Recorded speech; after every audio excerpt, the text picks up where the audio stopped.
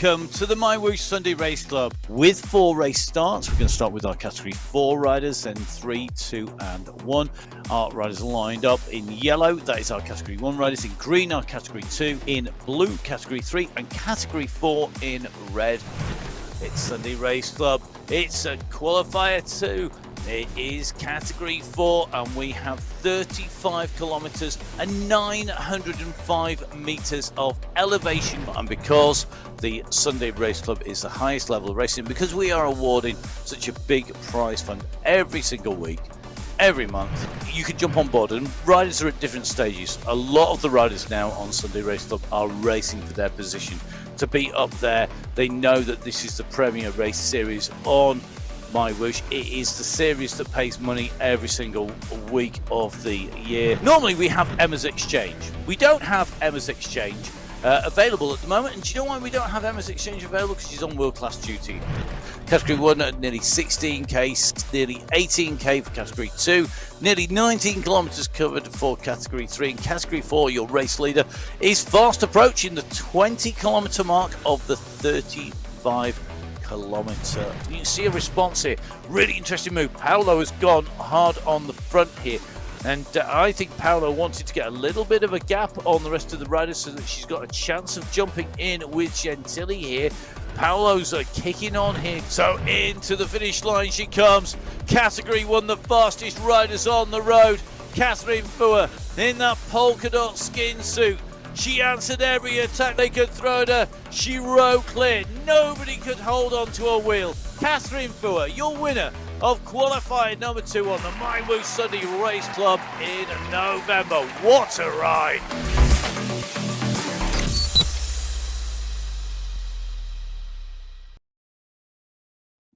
Hello and welcome to the MyWhoosh Sunday Race Club. It's qualifier race number 3. My name's Mark Payne. I'm going to be taking through all of the action again. And I'm joined back in the studio. Welcome back. Emma Martin. Hi, Emma. Hello. It is fabulous to be back on the Sunday Race Club. Though, I have to say, I did love the World Championships mountain bike eliminator from Plankarara in Indonesia last week. The racing was epic. And people can catch up with that on the City Mountain Bike YouTube channel if you want to catch up with what Emma was doing. But don't you dare go anywhere for the next few hours, because we have some amazing racing in our women's and men's races here on MyWhoosh. For the women's race, we are where the men were last week in Belgium. We are going to Belgium. 35 kilometres of racing, 324 metres of climbing, and that is what is going to be facing our women today. It's a fairly flat start for the first 6 kilometres, and then, boy, does it change. We're going up the Kortekeer, we're going up the Valkenburg, we're up the Eichenberg Hill and the Eichenberg climb before we've got the run into the finish, and these are really steep. They're short, but they're steep. You know, that first climb, it will top 17%. That is something under the wheels of our women racing today. It is, and the first climb is the longest climb, 2-stage step climb. We have then 3 very similar climbs. It's a long run to the finish, but don't be deceived.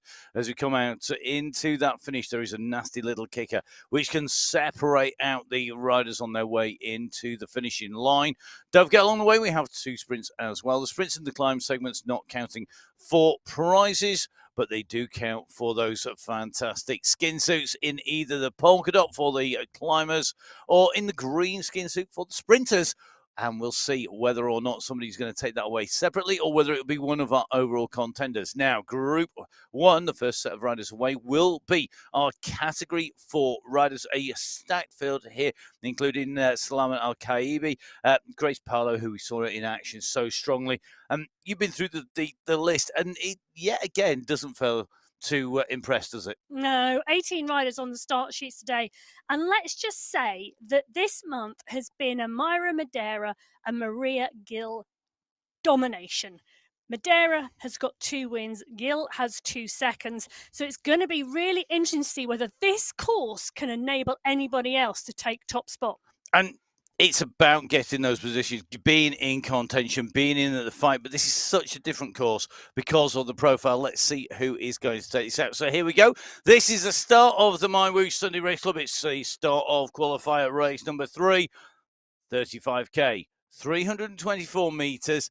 This is the essential moment for our riders. Don't lose the race now. Get out of those pens as fast as you can and make sure that you are in the pack because we have the 6-kilometer pancake flat start. It is incredibly flat. It's sort of flatter than the East Anglian Fens. It's flatter than the ocean. It's flatter than, in fact, it's flatter than the sheet of paper on our desk. Our desk is quite flat for a change. We have all sorts of desks in our various studios. Some slopes, some have steps in them. This one's quite flat. It's quite nice. So we're able to feel what it's like for the riders as they head out. At the moment, though, you can see people fighting to stay in this group. It's a compact group here, Emma.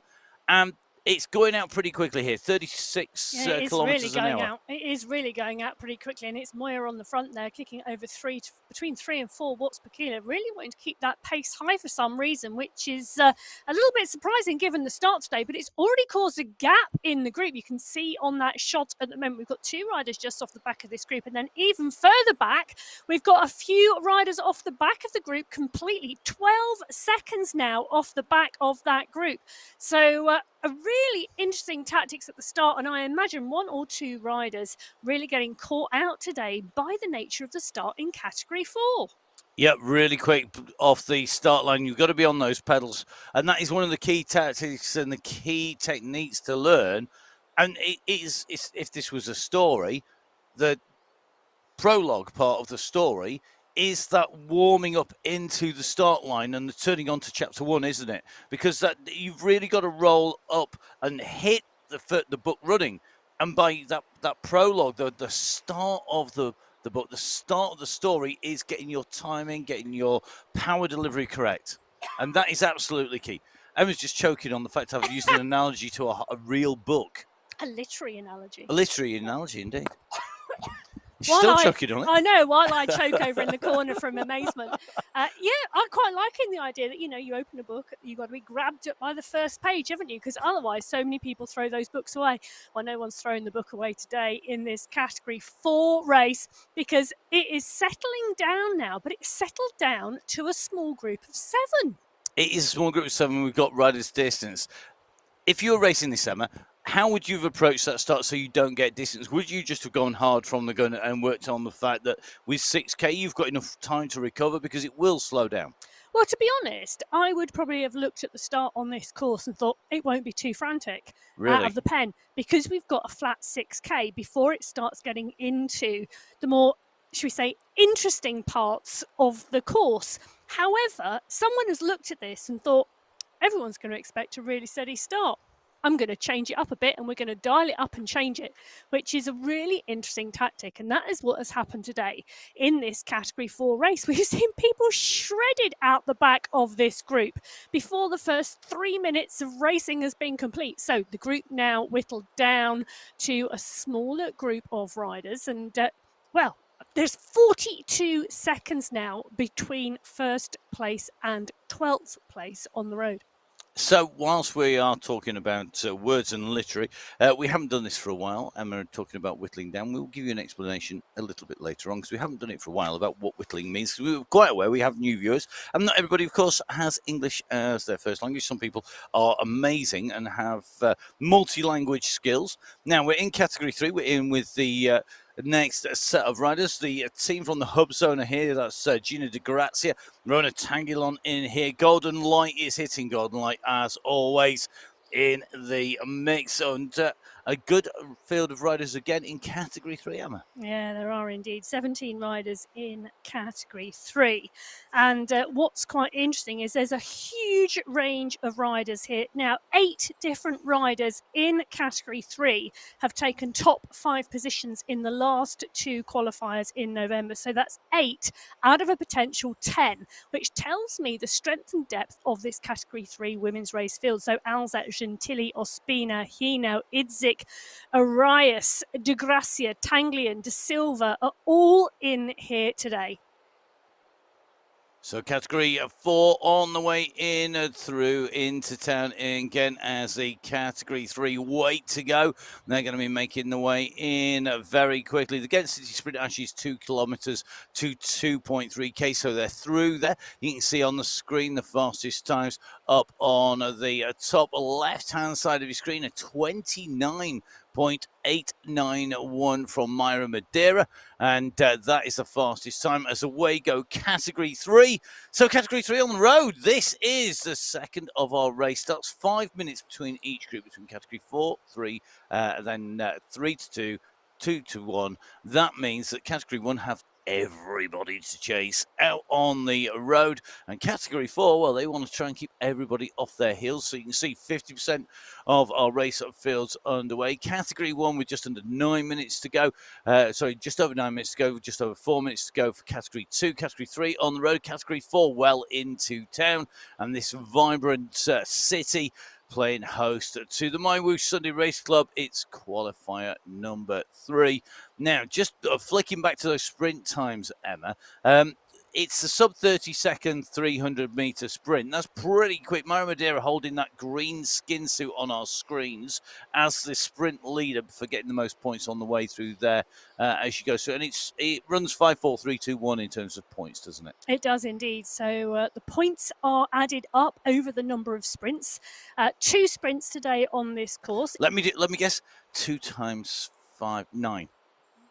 No, 2 times 5. Please 10. allow me to apologise for my co-host's addition skills. They are severely lacking. Oh, it's sometimes. addition, not multiplication, isn't it? Oh, that's what I was doing wrong. There's always an error in my maths. I'm even more concerned if you thought you were multiplying those 2 numbers together. Anyway, shall we move on? Because 2 sprints today, both of them at 300 metres in length. The fastest through the sprints in each of the categories awarded 5 points, then 4, 3, 2 and 1. We're just going to take a little look at those segments. And you can see them there. So the Ghent City Sprint, the first sprint that our Category 4 riders have already been through. Then once they are up and over the Kortekeer, the Tissenhovenel Sprint, then...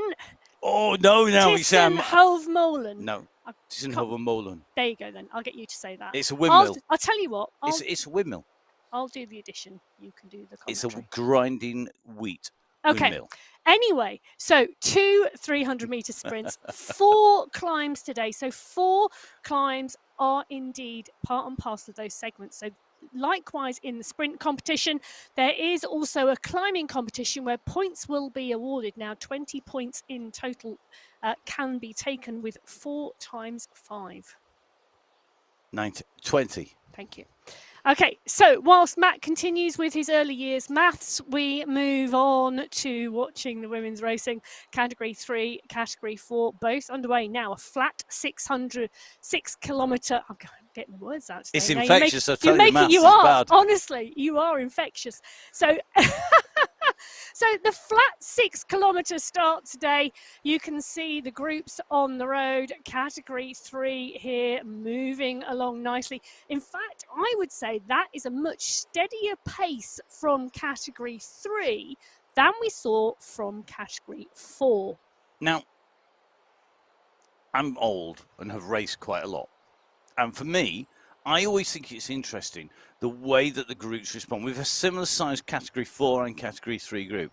And what I always think it's about momentum. You almost need to follow what the other riders are doing, because you can see that this group, they're all taking it steady. So there's no point burning energy without a plan.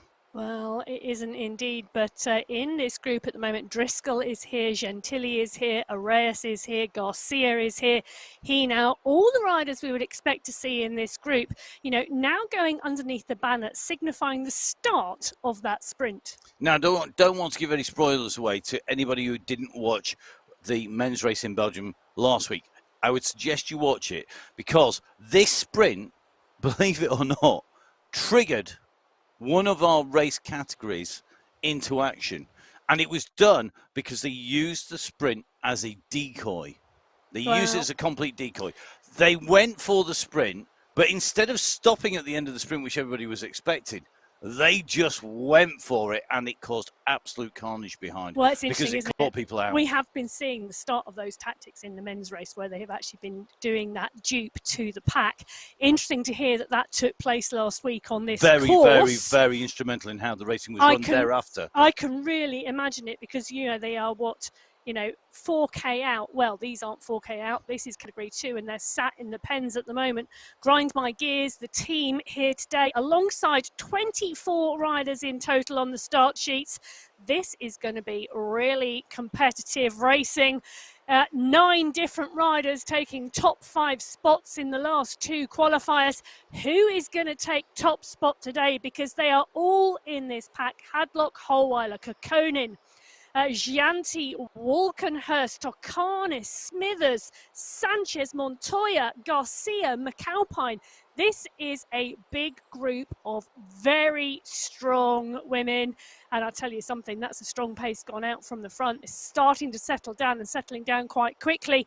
But that was a strong start from category 2. But they are all in the mix. They are. Nice smooth move out from the start there in that pack and making the way out from the town. This always reminds me of the cyclocross in the sand dunes, Coxsider. Because Coxsider, it's based around an airfield, and the houses that you get set at the side here in MyWhoosh in Belgium are almost identical to the back of the circuit that backs on. And there's part of the circuit of the cyclocross where you go out at the back of the dunes and you're into the sort of the green edge of the forest. There's woods, there's pine trees as we see here, and there are those amazing houses at the side, and they're all very, very similar. And you transition through that. It's a long way from there to the climbs. Here, we're 6K and we are hitting the base of the Cortiki. You can see the riders are on the way underneath that archway with the UCI banner, because, of course, MyWhoosh is the UCI partner until 2026 at the moment. So for the next 3 years, really looking forward to seeing what happens and how that racing unfolds. As they go on the climb, though, the attack is on. Category 2 are the furthest riders on the road behind, sandwiched in between the Category 3. They're all on the way in towards that first climb, but Category 4 have hit that climb. The groups behind still together, Emma, and for me that is key. Save your energy here. You can just burn up so much energy on the road. Well, you can do indeed, and it looks like Category 3 and Category 2, they are all still one group, but Category 4, they split, and they split early. And take a look what this first climb is already doing. We're seeing Bridget Bremner come to the front. Kirchner is there as well, so is Paolo. Nikki Lloyd is in the mix as well. Now, she's got a good turn in the sprint, so I'm thinking this course could suit her very well. We're starting to see a little bit of a gap back, and Madeira was on the wrong side of that gap, so I think we're going to see this group come back together. Now, one of the interesting things about this first climb is it is a multi-stage climb. You have this first segment that you can see on the graphic on the top right-hand corner of your screen, and that top segment kicks to 17%. The riders then go up and over and down the other side. They drop into a small valley before they kick again to the top of the Queen of the Mountains segment. So whilst the Category 4 red jersey wearers tackle the top of that climb, we're 1 minute 50 seconds from our Category 1 riders taking to the course. They're going to be the last group of racers out on the course today, 15 minutes behind Category 4, but we can see them down there warming up and turning their legs in the pen. Just one team today. Matt, the Risky Biscuits are in. The Risky Biscuits are in, and they rarely crumble.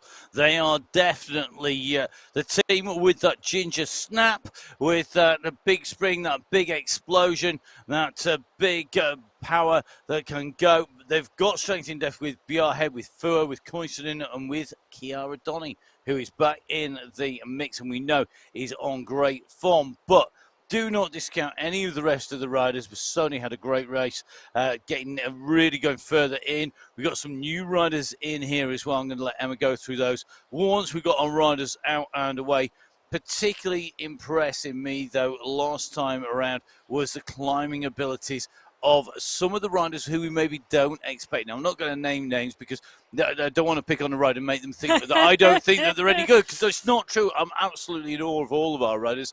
category 4, 3, 2, and 1, that some riders are just suited to longer climbs, others aren't. And it's really interesting to see how they go. One rider we'll name, Catherine Furr, who's on our screen here. She was absolutely indomitable. She was absolutely spot on. Her approach to it was dialed, and it worked to a core. Well, last time we were here, it was indeed Fuhrman, Shandy, Columbi, Engstrom and Embring, the top 5. It could be a different mix today as we're into the final countdown. We're in with Manshandy. She's been riding strongly this month. The Category 1 riders are away. They are up. They are out of the start pen. This is the final qualifier for November. We're going to run into the finals next week, and well, it's going to be really interesting. Look at the stretch on that Category 1 group already. There's a bit of a gap there forming to a couple of riders who have just missed that start, and this is a really interesting race already.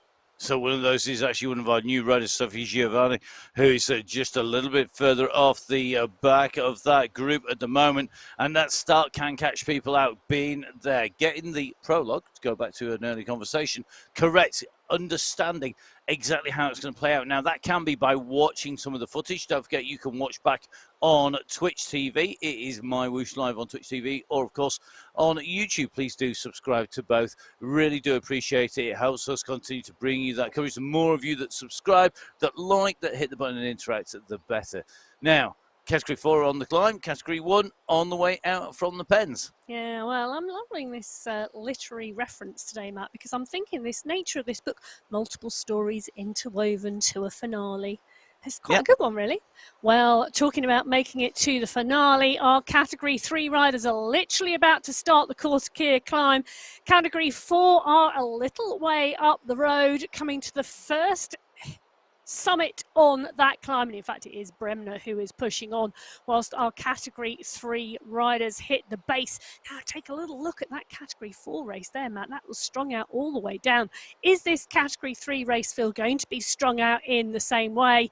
It's going to be really interesting. Now on the bottom left hand side of the left hand screen, you can see that climb ahead of those Category 3 riders, with the Category 4 riders up the road ahead of them. You know, up the road, well, it's 1.2 kilometres up the road for the leaders on the road at the moment. And that is Bridget Bremner. She is leading the race at the moment. The Category 4 started first today. She's about to summit the first part of this climb, but she does have company. Christabel Grace Paolo, Myra Madeira and Maria Gill.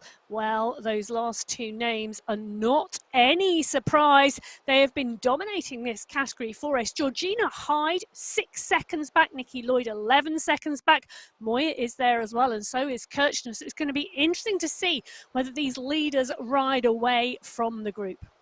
They are, and yeah, it's really good to see. Now, it's a very interesting move there. The riders going over the top. It is now a descent coming up for the riders, so you're going to see the riders descend down. The speed will pick up, and remember that the time gaps that are shown on the right-hand side of your screen between each of our riders are based on their relative speed and positioning on the course.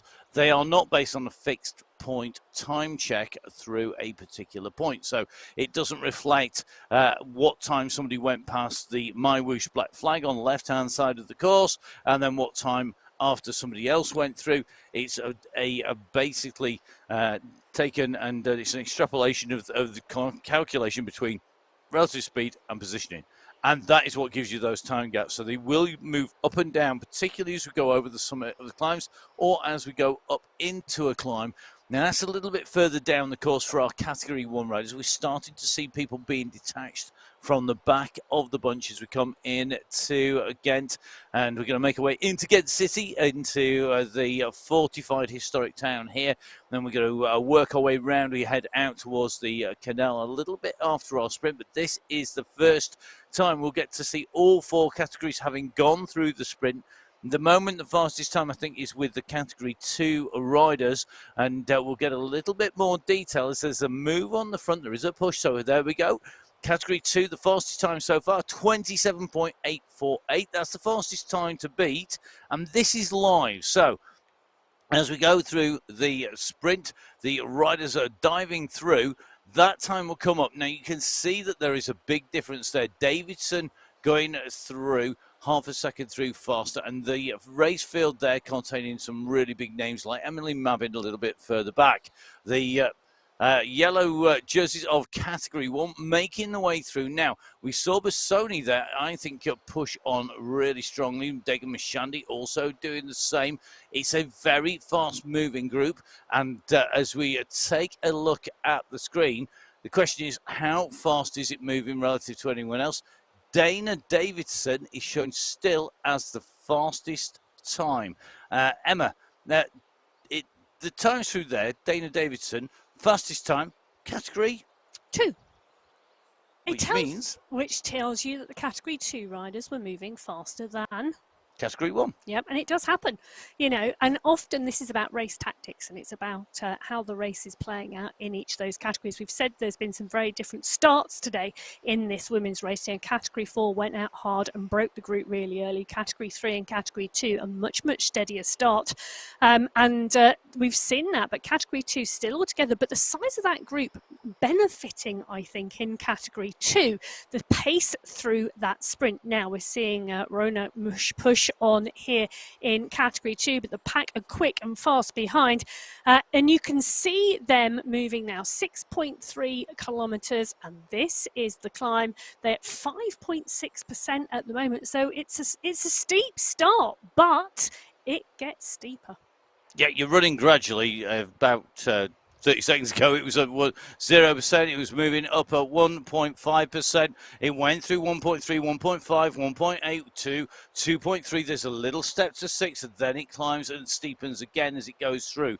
Knowing how that climb rides is really, really important. Now, Category 1, we've had one rider go through the sprint. Very, very hard, go off the front. It keeps reforming and braking. There's still plenty of pressure, but not enough pressure to break this group in terms of a race winning move. I think what we're seeing at the moment is the attrition. We're seeing that whittling down that Emma mentioned earlier on. Whittling is actually to carve by using a knife, a piece of wood, and take chips off it until you get the finished article. That's what the riders are doing at the moment. They're putting the pressure, taking a little bit at a time. And you can see on the bottom left-hand side of your screen, just hovering over the canal, is the satellite navigation view, and that shows you that we have groups behind our main group. Our main group is shown in the center of that circle, and then you can see that there are riders behind being distanced, and that gap will continue to open up. The first 6 kilometers of this course are flat, and that means that if you are distanced, you are working against the draft, against the wind pressure on your own. And the speeds and the wind are very, very realistic. There's no fake speed. You're not riding on here at 40 kilometers an hour. And when you go out into the outside world riding on here at 30k an hour, this is very much the pace that you're likely to be riding if you were to try and replicate this outside in Ghent, in the outdoors, and on the flat, going past the bars, going past the squares, going past the statues and historic buildings that are in the ancient medieval town. At the moment, the ride's just popping off to the side. We've seen the steering being used more and more by Category 1 than I think any other category. And I think in part that's because they've got more capacity to race rather than just ride. But, of course, that's all relative now. 4 sets of riders on your screen. Category 1, 2, 3, and 4. And really interesting to see that at the very front of the race, Bridget Bremner has company with Gill. Got Grace Paolo not all that far behind as well. We've got Myra Madeira in there at what is 7 seconds. So a leading group of 3, then Madeira behind. And this is Myra Madeira. She's got them in her sights. They're on the descent. This is the long descent off the Cortakia. So they've ascended the summit. They've gone round that tight left-hand turn. They've got a big gap. And Madeira will want to close that gap down to the 3 in front. The problem is she's on her own. And the group behind are best part of 30 seconds behind. That's going to make life very difficult. Now, behind the riders in leaders in Category 4, we have some of our individual riders in Category 4. You can just see that red jersey going back through there, and that was Sandra Aparicio going through. You can see that we've got Gagnon at the moment, the leader in Category 2, now approaching the top of the first phase of the climb. So the first phase of the climb is the longest climbing ascent of the Cortakia. Cortakia in totality, 3.9k. 2.5% average gradient, but of course that includes that descent, so overall the gradients are much steeper. Let's take a little bit of a closer look at that, because this profile is critical to the racing. You can see the overall length, first red segment running from 6 kilometers to 9.9k, so 3.9 kilometers in length. The average gradient is 2.5%, but that includes that descent on the way through. And that descent is actually a long part of the climb. The ascending distance, and in the first part, is about half as long again as the descent distance. The descent is about 2/3 of the first stage of the climb. Then you go up onto the second stage of the climb, and it has a kicker right at the top. Just when you think you get to the summit, it goes again. And that means that it's really important to be right up there. Add into the fact that on stage 1, phase 1 of this first climb, and at the summit, at the finishing banner, it is a very quick transition over into the descent. If you look to your right of the Cortakia, you'll see that the climb that comes after the Valkenberg has a flat plateaued top. That means that if you push over the top, you're likely to get on quicker than you will on the Cortakia. The Cortakia very much a up and then a down, no plateau at the top. Very important. And let's see how these riders approach it. These are your Category 1 riders on the way through. And at the moment, this looks like this is Group 2 on the road, so they are chasing here. Now, that means that we've got Donny Giovanni in here and Jenny Daniel there on the left of your screen now. They're chasing the group on the right of your screen. They've already just gone over the first steep hump of the climb. Lisa Hermansen is on the attack on the front, pushing the watts per kilo up to 6 watts per kilo, and it's starting to do damage, and this will only hurt the chances of Giovanni and Donny to come back. Interestingly, two Italian riders together. I do wonder whether they're on the same team or been riding together. They're both good climbers. They're both good mountain bikers, actually. So it could be really interesting to see whether or not they are. This is an introduction for Giovanni with Chiara Donny onto the race scene. But at the front of Category 1, the riders are now starting in to the base of that section. It will steepen as it goes to the top of phase 1. You can see the road pulling up in front of the riders. We're in with Kate Tredin, who has had a really good race. She's been riding really, really strongly recently. And I don't think it'll be very long before we see her in the mix for a race win. Will it be today? Because, of course, this is that very different course. So 4 groups of riders on the road in terms of categories and in terms of category leaders. Very interesting to see that Myra Madeira has made her way in Category 4 onto the wheel of Grace Paolo. Bridget Bremner is in there as well. In fact, here we go, nicely in there. So Bremner and Paolo together. Madeira and Gill are at 2 seconds. They have just come through the sprint at 12.5k, which means that they are basically on the way through the Thistlehoven Molen, which is the windmill sprint. Yes, I did have to look it up. My Dutch is not that good, but my Flemish is definitely not up to scratch. As we see Myra Madeira going through, sets the current fastest time. Myra Madeira going through with a 30.102, and just that little push on in that green jersey means that's now 2 sprint wins. She's got a perfect score in that competition. So 5 + 5 being 10, my maths lesson earlier, helping me to let me know that she's now untouchable at the top, because of course there are no more sprint points. And that's it. It's only 2 sprints, but lots more climbs to go. So that's the bottom right of your screen. Top left-hand side, look at those red chevrons on the screen. One of the key things about MyWhoosh is the chevrons kick in. We know that they're digging deep. Oh, look at them go again. It's like a set of traffic lights flashing up. Warning, warning, warning. It is all on, and the pressure is on. Look at the height we've gained. Yeah, I know, it's amazing, isn't it? And it is indeed. Fua is up there, Gonzalez Ruhr is up there, Hermansen, Manshandi, Biarhead, Engstrom, Kasani is in the mix, so is London and Hervek. They are all up and in that pack, but it is Fua pushing on at the front. You know, even though she's had that operation not that long ago, all that hard work on the climbing this summer has definitely paid off. And a real inspiration. If you have setbacks when you're racing, when you're riding, that is part of life. It's part of riding. It's part of racing. And what you can do is come back, and it's not wasted time. Whatever you've done before will stand you in good stead, whether that is the ability to recover faster because you are a rider who is just fitter and healthier. And that's one of the great things about riding on MyWhoosh, is it will just make you fitter, faster, quicker, stronger. It'll make you a healthier person. You're going to come out of it better to recover with everything that life throws at you, but you're also going to find that it improves your riding. And Catherine Fua is reaping the rewards of all that training she was doing on the hills, and it showed last week with that ride. She was absolutely superb. Please do go back and watch it again and have a look at how Catherine Fua judged her pacing. It could be a training video almost, because you don't see her except when it matters. And we saw her there again. Where was Catherine Fua on the front? Over the top of part one of the Quarter Kia. Number one climb in the race here today on MyWhoosh Sunday Race Club qualifier number 3. The last chance to qualify before we go into our finals next week. And of course, when we get to the finals, we have an increased prize fund as well. So the teams will come into competition as well. Tell you what, we missed Emma's exchange last week because Emma was not here. I had to stand in and do some maths all on my own, which was, I think I got it right. Well, I know I got it right. Only because I did my homework before. So, all our categories getting prize money. Category 4, 3, 2, and 1, all with the prize fund. Now, as you can see, Category 4, Qualifier Races, which is where we are now, is the right-hand side of your screen. 5th to 1st, with first prize taking the most, 2,160.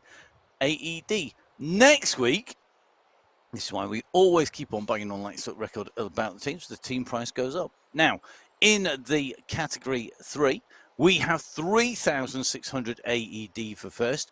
As you can see, the first prize in category 4 moves to third prize here, so we're scaling up as the riders progress up through that ladder from category 4 right the way up. So category 3, 3,600.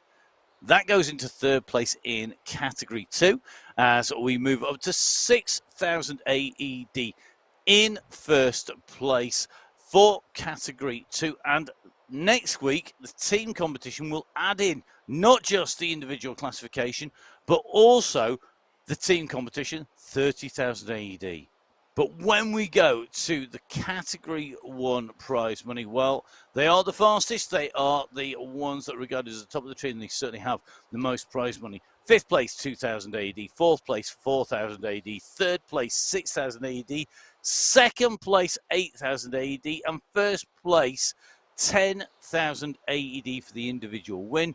50,000 AED on offer for the winning team in Category 1.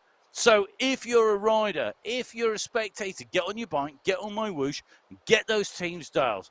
Now, our teams come from all over the world. Our riders come from around the globe. And because of that, and one day with the team behind the scenes are going to get us a little jingle for Emma's Exchange. That's a request, please, team.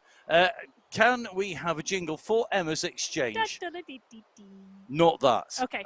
Emma's Exchange this week. Come on, Emma. Emma's Exchange. Emma's Exchange is going to Canada in celebration of the current fastest rider up the Quarter Kia climb, Michelle Gagnon, in Category 2. The Canadian rider, she was 3rd, by the way, in the 2023 World Grand Fondo Championships in Glasgow in the 19 to 34 age category. Ooh. 1 second back off of Emily Proud, who took the win.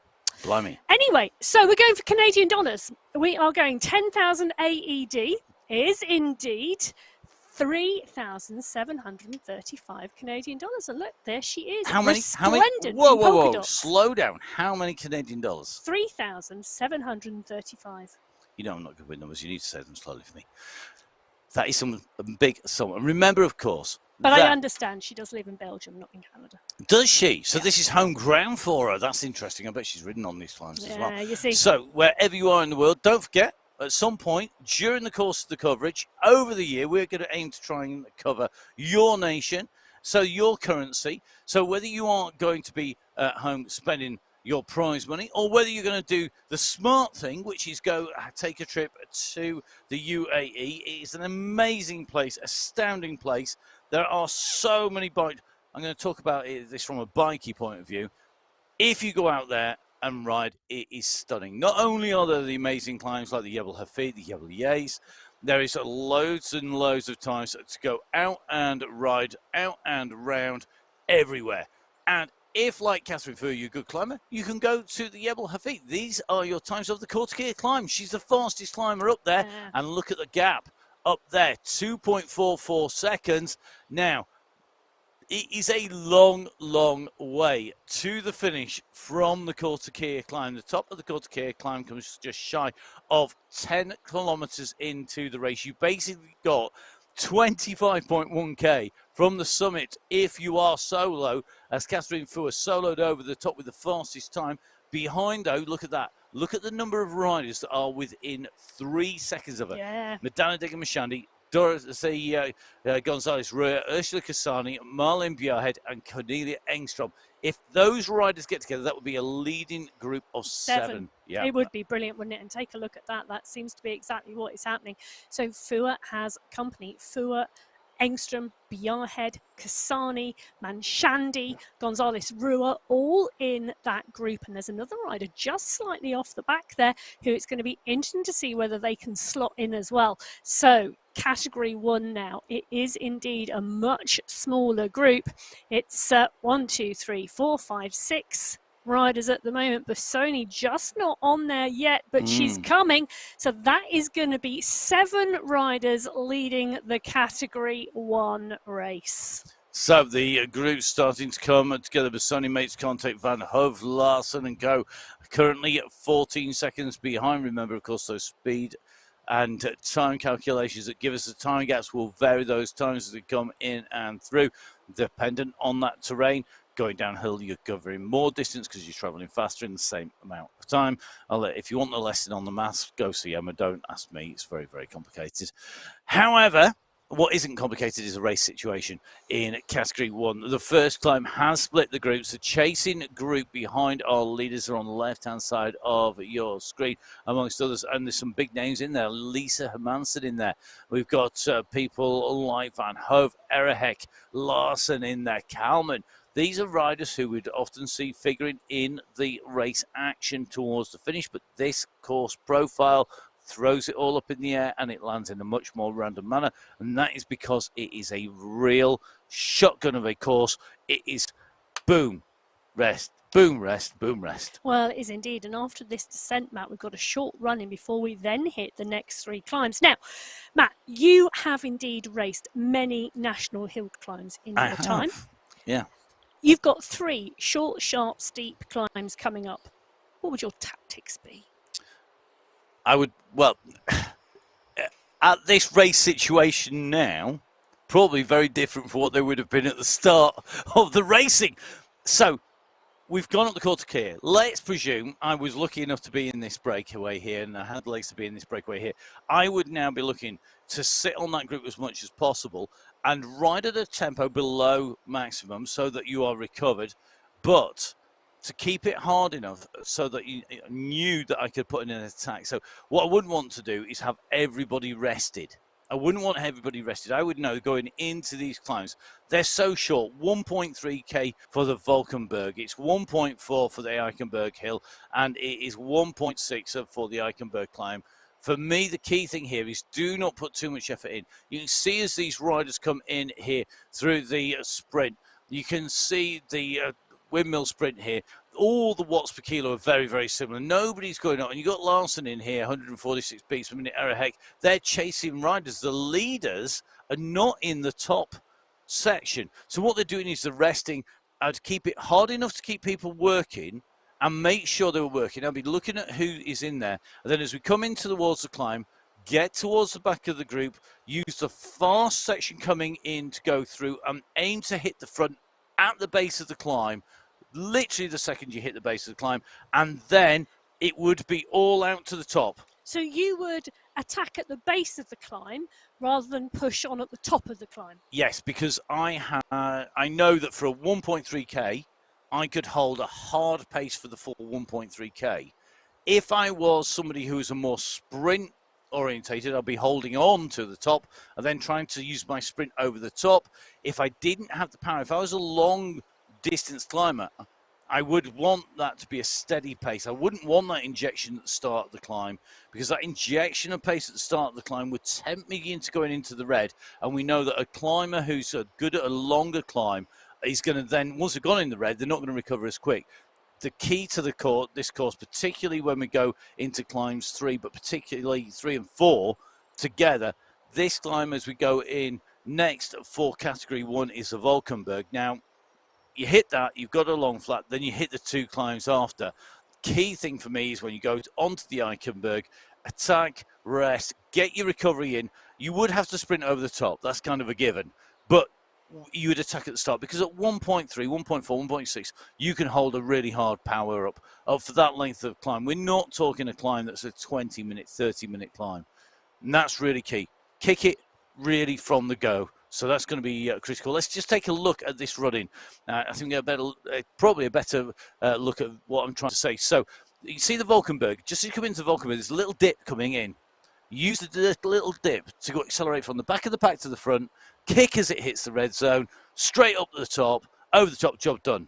That instantly, even if you don't break everybody there, which is possible, you are going to do some serious damage. And they're going to be scared when you go into Eichenberg hill and climb. Well, it's interesting, isn't it? Our category 4 riders, the first riders off today, 15 minutes before category 1, are indeed on that Valkenburg climb at the moment. They are quite near the summit now as they are continuing to push on.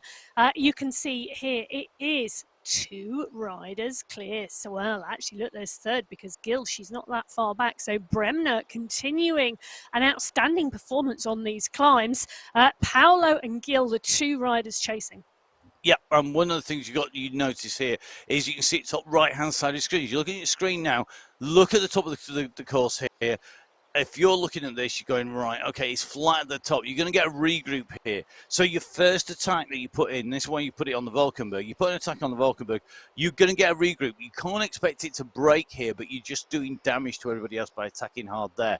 Really, you're going to take a race-winning move off the Eichenberg climb, the final climb, because there's always a possibility people will come back. So the riders on the way up to the top here of the climb. This is going to be the very top of the climb. Coming in, they're doing a very nice job here. And I've got to say, absolutely love the scenery. As you come over the top of this hill, it is so clear. As you come over the top of the Valkenburg climb, this really, you can see it opening up. And this is that lakeside shot. Now, I have to say, if you go up and climb on the Valkenburg, please don't expect it to be A, quite this sunny. It never seems to be. B, it's not like this. Isn't this lovely lake at the top that you go through the middle of? Certainly not when I've been down to the Valkenburg. It's been grey and grimy, and it's been hard, and the wind's been blowing. And that's, you know, it's one of the great things about riding indoors rather than outdoors, I should know, is it is less windy. Well, if you're watching this and you want to come and join us, now is a perfect time to head over to the MyWhoosh website, download the app and get practicing, because we have the finals of November next week, and then we start all over again for December. Perfect time to join us in qualification round 1. And if people want to join them, it's not just a jump on, I'm going to race the best race series out there with the big prize money. You've got to do there's a little bit more to that, as you would expect with something of the scale and nature of it. Yeah. You know, not all road racers can jump on a mountain bike and have the skills to ride a World Cup. You have to learn them. You've got to learn them. You have to learn the platform. You've got to learn the platform, but you've also got to comply with the regulations. And that is not just rock up and pay your money and take your choice like you would do at a local league race, is it? No. So what you need to do is you need to head over to the MyWhoosh website, click on the events page, click on the Sunday Race Club. There's a technical guide there. There's the rules and regulations. There's all you need to understand around the verification process. And then you can take a look and get yourself set and ready to ride. Do jump on though and do learn the platform. There are techniques and skills to riding the MyWhoosh Sunday Race Club that you won't pick up elsewhere, and the only way you'll get those is by riding on MyWhoosh. Yep, and part of the riding on MyWhoosh allows you to comply and fill in the Power Passport. Now, a lot of talk about Power Passport, particularly on the podcast that Matt Smithson was on recently. That's the Virtual Velo podcast. Please do have a listen. Matt Smithson doing a lot of the work in the game and in terms of the race events. Please do have a listen. I mean, I'm a podcast fan. I've said it many times, but please do go on and have a listen to the Virtual Velo podcast. It's episode 33, I think it is, which is with Matt Smithson talking about the Sunday Race Club, talking about the Power Passport. We're talking about the Esports World Championships. Lots of great information on there, and how MyWhoosh and how the team are working to make sure that the racing is fair, making sure that the racing is accurate, and to make sure, of course, that when we have these races and we are awarding such a big prize fund week in, week out, that we get the correct winner. And all the time it's getting better. Every single week there is something new happening. We're always better at MyWhoosh than we were the day before. It keeps on improving all the way through. That's not just the game. It's also hopefully the coverage that we're bringing you. And I'm very, very proud to be part of the team with Emma and with the team behind the scenes that you don't see or don't hear that actually make this happen, because things have changed so much since we first came on here nearly 2 years ago. It is improving all the time. So please do join us, get on board, come on race, qualifying number 1. Make sure though you watch the racing and give us a subscribe on the various channels. Yeah, please do. Well, this racing today on the Sunday Race Club is all coming back together again now. This is getting really interesting as we get to the top of this Valkenburg climb. This is a category 2 race. Michelle Gagnon is indeed leading this race, but she's only got 8 seconds now. It was out to about 12 to 15, but the group behind are working hard to come back to her. So Gagnon leading the category 2 race. Smithers, Walkenhurst, McAlpine, Montoya, all in that chase group behind. On the right-hand side of your screen, they are the leaders on the road at the moment. This is Bridget Bremner and Christabel Grace Paolo, the 2 riders from category 4 that have ridden away from the rest of the field. Maria Gill now 2 seconds back. I think she might be able to close that down. But Madeira, she's been distant 17 seconds now to Myra Madeira in that category 4 race. And really interesting to see that we've got Bridget Bremner in here. Bridget, of course, the rider who got the ride, had that ride on the Saturday for Breast Cancer Awareness Month. Really, really important. And it was great to see the support and the women's race. We saw pink banners and pink arches, and really just supporting those people who have been affected by it and trying to bring some awareness to it. If in doubt, check it out. That's really straightforward. If in doubt, check it out. We personally, here in the studio, know a large number of riders who've been affected by it. So please, please, please, don't think it's the end of your racing. Don't think it's the end of your riding. We see so many people coming back, and we'd love to be part of that process here at MyWhoosh, that you jump back on board. It's a controlled environment to do any kind of recovery. It is, but it's also a social environment, and we cannot forget how much of a social environment the race and riding and esports scene actually is for riders. Whether you're at the top of your game, whether you're returning, whether you've had a problemness, whatever it is that's going on in your life, that community of support that you get as well is absolutely crucial to people's recovery and health. Great to see so many people using the platform for that. This is Sunday Race Club is the premier race scene. We love putting words to the action, but we're very aware there's lots of rides, lots of social rides. Now, some of those are to do with Sunday Race Club. You have the Tour de Force and the Petit Force in the men's and women's race scene, going out and riding the courses, doing course previews, checking out the climbs, doing course action, and great to see them doing that. But we also have other people going out for a ride. The team at OTR events on a Sunday afternoon post-ride. If you want to spin your legs out after the racing, the OTR events guys who are esports events specialists, they put esports events on. They basically they do a ride on a afternoon, and you can put your own ride on. You literally just need to get in touch with the guys at MyWhoosh, and they do the hard work for you. There's none of this having to program it in yourself. It's done for you, so please do not just jump on everybody else's ride.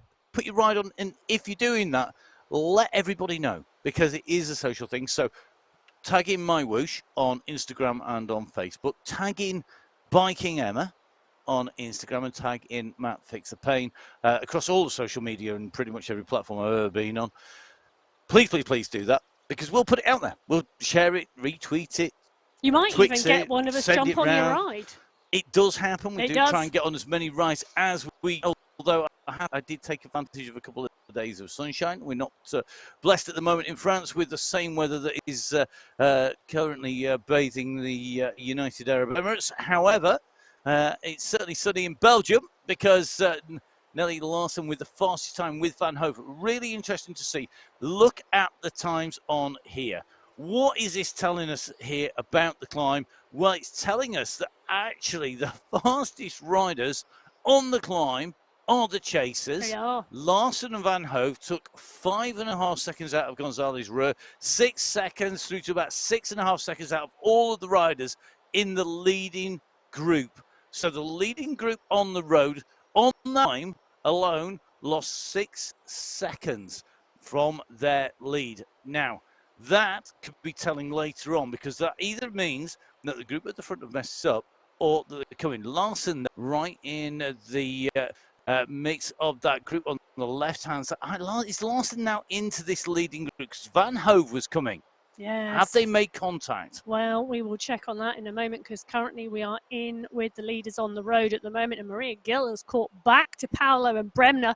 So this leading group now 3, Madeira now 10 seconds back as they go into the penultimate climb of the day. This is the Eichenberg Hill, 24.2 kilometers into the race. It is 1.4 kilometers in length with an average gradient of 4.3%. They'll go up and over the top of this, they'll drop down the other side, and then almost immediately they go up the Eichenberg climb. Now, the transition here really key. I was here last week. I've seen these two climbs on the racing last week. Really interesting to see. When you go up the climb, you drop down. So the riders in the red on the right-hand side of your screen are going to be going up the climb and then heading over the top. You go down, and it's a very quick transition, and you drop down. There's hardly any flat at the base of the climb, coming down underneath, then onto the Eichenberg climb. So that is absolutely critical. Now, getting that momentum right is key. And remember, of course, that as we've moved through the race, that the top of the smaller and smaller and smaller, and that means it's increasingly important right at the very front as you through.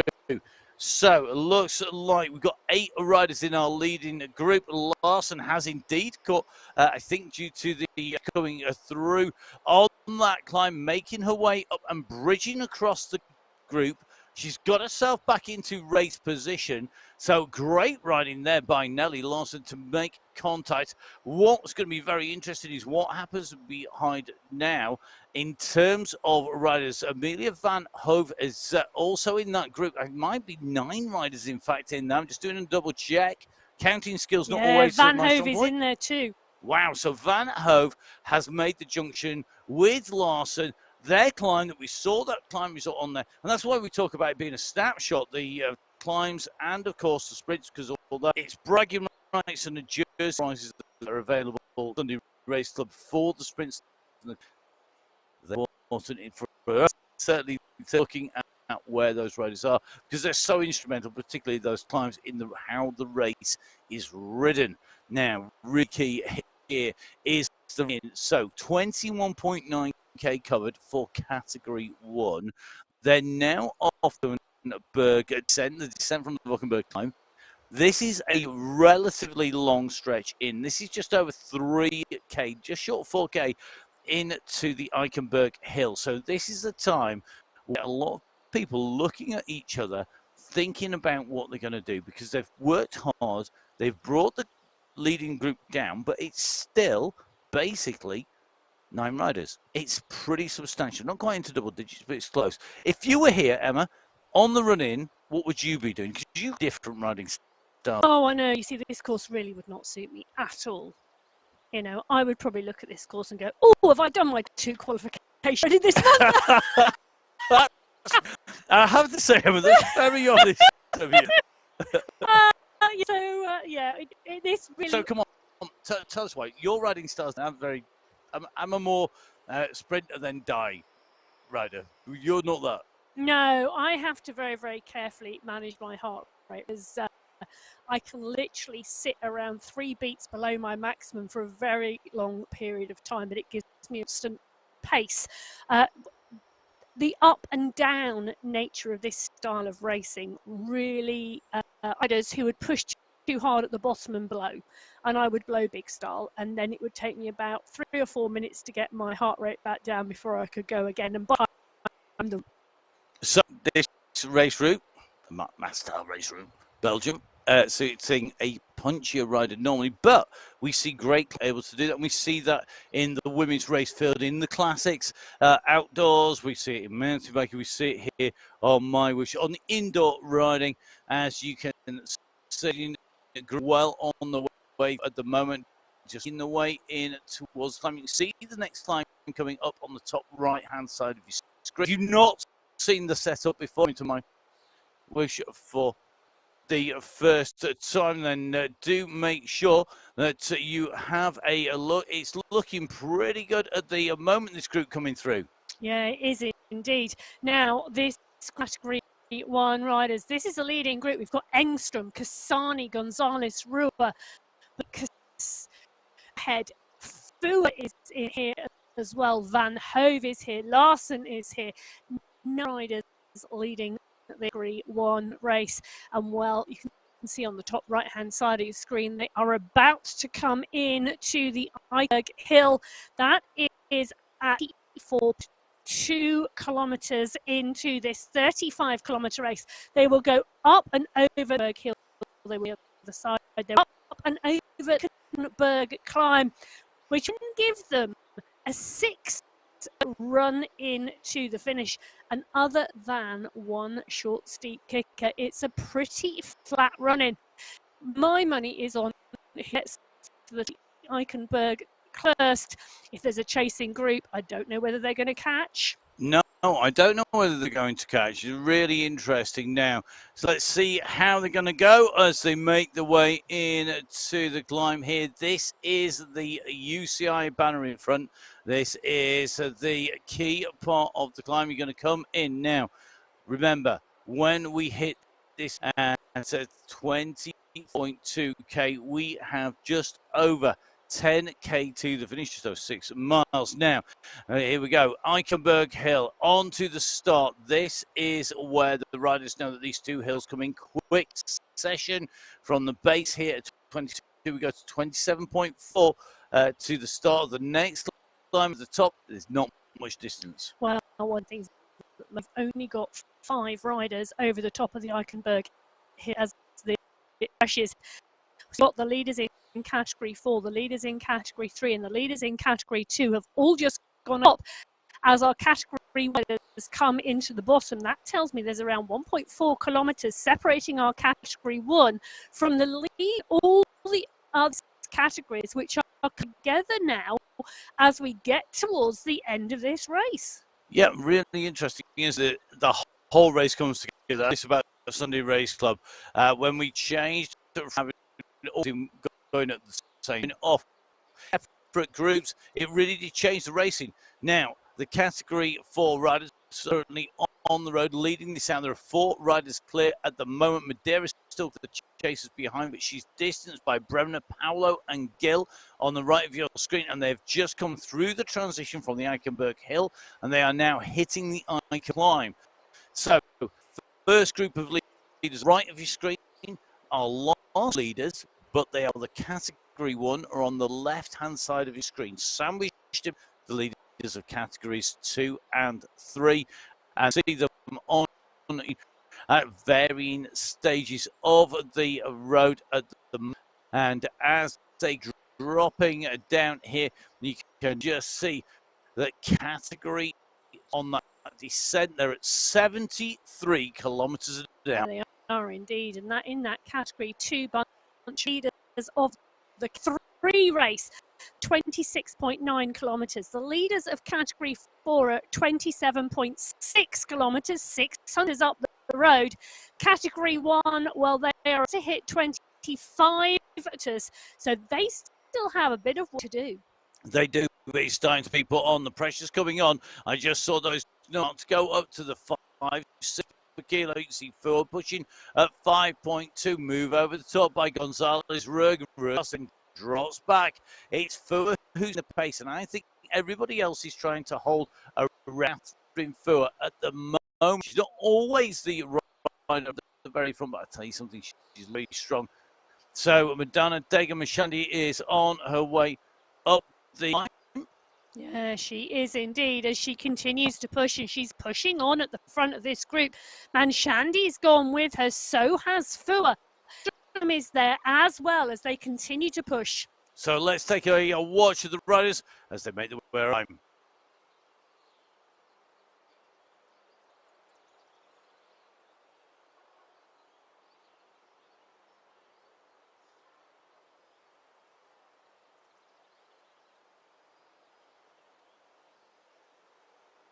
Gonzalez Rua, who makes her way over the top of the climb. Engstrom, Dega-Mashandi, Fua, Kasami, all in this group with Engstrom. It's not broken on the Eichenberg Hill. Larson with the fastest time again. I'll tell you something. And Van Hove, they're coming in from the back of those groups, and they're coming through very, very quickly. That was on the on the Valkenberg, on the Eichenberg. That has not happened. They are in 6th and 7th places here. Gonzalez, Rurt, Manshandy, Kasani, John Larson, Van Hove, Tony, the fastest riders. The Category 1 lead group are your fastest riders on the penultimate climb on the Eichenberg Hill. They're heading for the Eichenberg climb. Let's see what this is a rundown. It is indeed, and they are all still together. So those riders into the base of the climb together.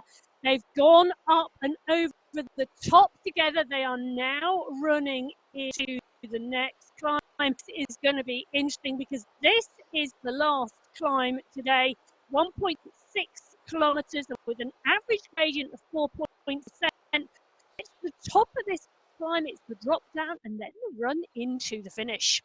Now, if we take a look elsewhere, our category 2 riders, well, they are to push on 28.1 kilometres at the moment, just 200 metres now, separating them from this race. In the front of this race at the moment, it's still Christabel, Grace Paolo, Bridget Bremner, the 2 riders from category 4 leading this out. Maria Gill is in 3rd place in that race, 1 second back. Michelle Gagnon from category 2, she is pushing hard at the moment. In fact, she is rider number 4 on the road. So this is in the category 2 race, because Gagnon is down the road. But they have gone up and past all but the leaders in category 4, and they have gone past riders in category 3, so they are continuing to push here. And on the bottom right hand corner of yours, you see that graphic clearly giving you the category 4, category 3 and category 2 race, because in that is all of those leaders. So here we go, they are coming up to the top. You can see that course profile, that course sign going up over the top here. So you got to see the riders make the way down into the descent, into the climb. This is really key. These are the key climbs. We have a 6 kilometer run to the finish from the summit of the Eichenberg climb, and it looks to me like these riders, if they continue to push, continue to squeeze on, they're going to come together, because the power and pace of category is so strong, and there is still a big group. Meanwhile, you can see Paolo now in first place, but look at that. Michelle Gagnon is in 2. You've got Bremner in 3. You've got Gill in 4. The groups have come together as Category 2 have rocketed their way in through the race field, and they're almost up to the lead. It is going to be Paolo, who she's not. So Gagnon is going to go through. Maybe that prediction on Emma's range of the Canadian dollars is going to be right, because it is Gagnon who goes through. At the time on the climb, 4:30 instead of a 5:50. That shows you the speed. And all of those positions on that climb, she has absolutely put the hammer down on that climb. But you know what? Dana Davidson, Category 2, has just dropped into 4th place. She's only 15 seconds. So Category 1 now, it's Manshandi pushing on Fua, Gonzalez, Rua in 3, Engstrom in 4, in 5. They are strung out like a line of spaghetti on this final climb. They are continuing to push as Fua takes up the mantle. She is leading this out, but as they start to come towards the middle of this climb, those 4 riders are starting to pack now. So Engstrom, Manshandi, Fua and Gonzalez, the 4 riders at the race, they are about to catch Hyde and Lopez from Category 4 and Category 3 as they continue to push. This is coming together. This Category 1 race, 4 riders clear. You can see now the gap they've made on this climb over the other riders group. I think this is a group of 4 who go over the top together, unless we see a concerted attack from one of riders now. So it's going to be a group of 5. I think they've sat up. It's going to be interesting to see the power of the group chasing hard behind, because there's potential they are going to catch. Now at the head of the race, we've seen a change. No longer are our CAF 4 leaders leading this race. It's now our Category 2 leader out from Michelle Gagnon is indeed pushing on and pushing on hard here. She's up over the final climb, the Eichenberg climb. She's down the other side and she's now on the flat run in. It's going to be interesting to see if she can hold the gap and hold that distance to the chase group. Right, here we go. This is looking good. Category 1 on the way to the top of the climb. 6K for it all to come back together. It could be an on-sprint finish. This is the run for the line at the top of the climb here. This is going to be a key over the top of the Eichenberg climb. It's Fua who goes through first. Here come those official resort riders together, coming through within half a second of each other. Gonzalez Rua 0.49 the second behind, and you can see as the screen has not got anybody else in there, that nobody else has come through. Now they're added ahead, Cassani, Bassoni, Van Hoven, Larson, all to the screens. Look at the times. Massive time gaps in here. It's decisive, this constant kick as the riders go up over the top of these climbs. It breaks, the pressure finally starts to snap the run, and now we are into the final kilometers, the run down in. We've got just over 3.5 miles, if you're working on the imperial measurements, to the finish for all of our race leaders. Remember, though, there are riders scattered all over the course. The fastest riders are our Category 1, but the rider who is right up the road at the moment is Michelle Gagnon. She's on the right screen. The distance covered for her, 31.5K. Rider on your screen at 30K. That is Catherine Fua, just having to work to get back on here. I'm not sure there wasn't a moment's inattention there. Well, you know, when you go up and over the top of the climb, if you push on at the top, you gain the momentum faster and it's easy to pick up quicker. So in that case, it really works to get the momentum and the speed going on the descent. You know, you've only just got to miss that push. And if you miss that push, you miss the back of the group. But she's done the work she needed to do. She's now in with that leading group of that Category 1 race. Well, they are now on to the flatlands. This is a flat 6-kilometer run in, but our Category 1 riders, they've got 4.5 kilometers to go. Well, Category 1 have got 4.5 kilometers to go, but our leader on the road, she's got 3 kilometers to go. So Gagnon now leading this race out. Gagnon, Category 2, 3 kilometers to go till she sees the finish line. She's got a 26-second gap over the chasing pack, but it really is a chasing pack. McAlpine, Davidson, Svartström, Wolken, Holweiler, Takanis, all in this group. Now that is an absolutely class group of riders, and one that if they work together could bring Gagnon back. But I'm looking at the power from this group at the moment. Gagnon absolutely on a mission to take the win today, and she is time trialing her way to the finish line. The group behind, they are not working together. They're more worried about looking at each other than they are about first place rider down the road. Now, interesting to see, we have one of our category 4 riders in this group. That's Christabel Grace Powell leading the category 4 race. Bremner in 2, 20 seconds back now. So Paolo leading category 4, Gagnon leading category 2. These are going to be the first two categories up there. Well, they're the first 2 categories up the road. But I can see is indeed the category 3 not far behind. That's going to be the leading group of category 3. Whereas our category 1 riders, they are further down the road. Certainly looking good to me. Going to be a real interesting battle. Do come to a sprint finish with pretty much everybody together, other than Gagnon. Could well see her being brought back.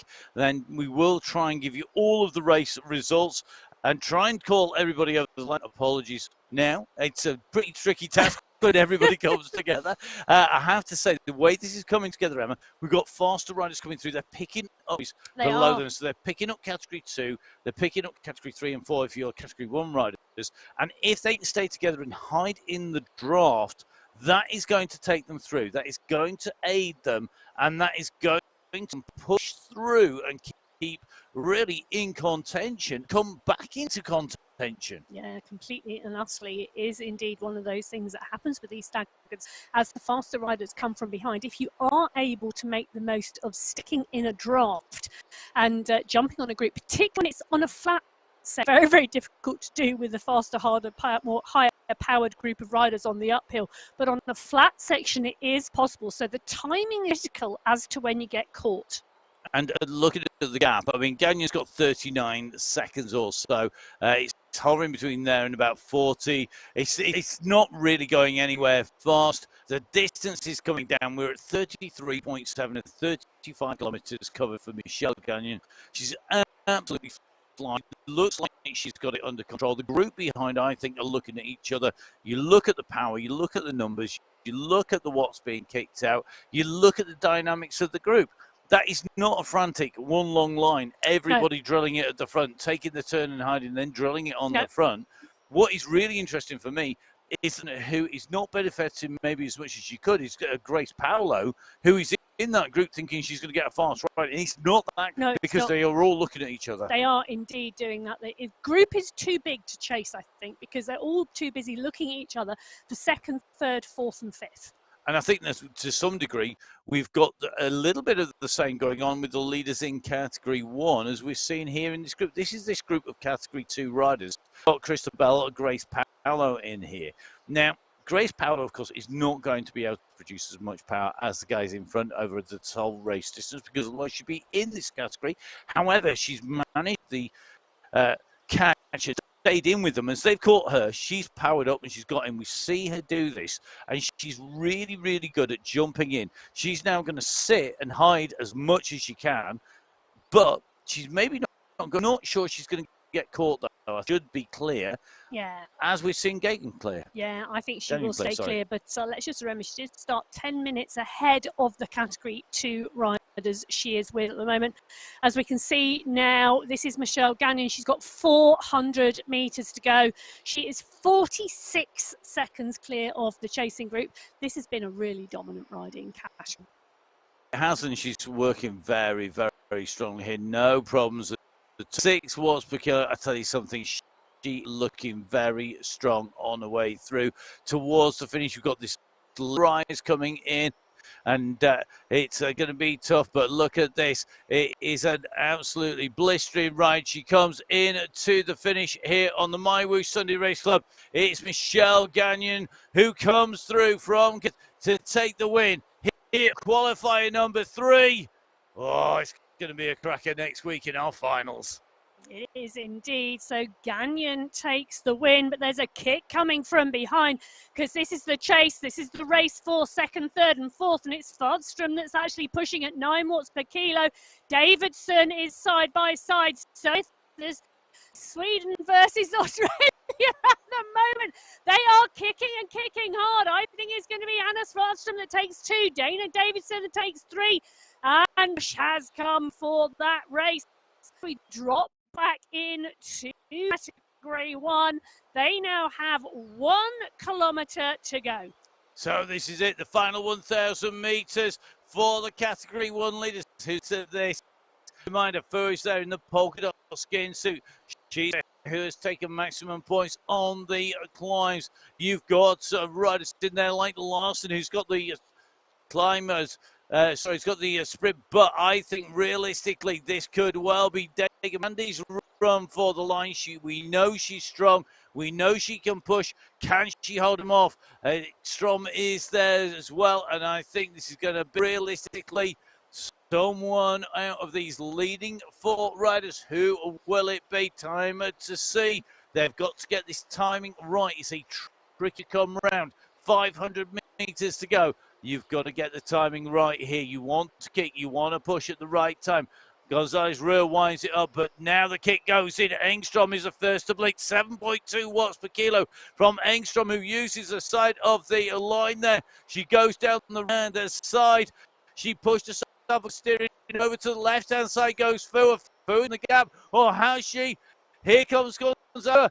And another massive kick coming through behind. Take it to the line. It's going to be Catherine Fu. Takes it again. She's the rider on form. Will she be our Category 1 winner next week in our finals? Well, winner this week.